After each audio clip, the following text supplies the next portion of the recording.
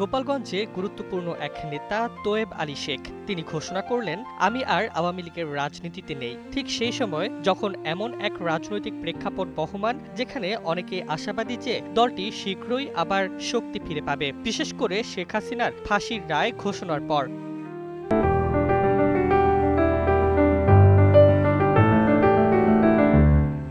তোয়েব আলী শেখ তিনি টুঙ্গিপাড়ার কুশুলী ইউনিয়নের ৫ নম্বর ওয়ার্ড আওয়ামী লীগের সভাপতি। গতকাল সোমবার স্থানীয় সভাস্থানে তিনি ঘোষণা দেন যে প্রাথমিক সদস্য সহ সব পদ থেকে তিনি পদত্যাগ করছেন। তার দৃষ্টিতে এটি একটি সাংবিধানিক ও রাজনৈতিক সমানুভূতির সিদ্ধান্ত। তিনি উল্লেখ করেছেন, বয়স বেড়েছে, অসুস্থতা নিয়ে দীর্ঘ অনিশ্চয়তায় ছিলাম।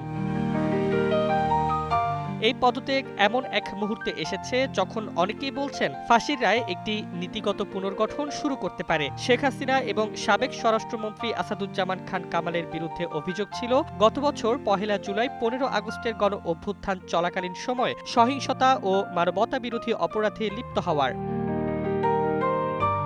বক্তব্যে তোয়েব শেখ আরো বলেন, ভবিষ্যতে আমি নিরপেক্ষভাবে কাজ করব, দেশের কল্যাণে নিজেকে নিয়োজিত রাখব। তার এই পদক্ষেপ মূলধারার রাজনীতির বাইরে থাকা একটি বিরল সংকেত। যেখানে একদিকে দল ফিরে আসার প্রত্যয় ব্যক্ত করা হচ্ছে, সেখানে তার সোলজারদের মধ্যে এমন একজনও আছেন যিনি দল থেকে সরে দাঁড়াচ্ছেন, রায়ের রাজনীতির উত্তাপে দল থেকে আলাদা করে নিচ্ছেন নিজেকে।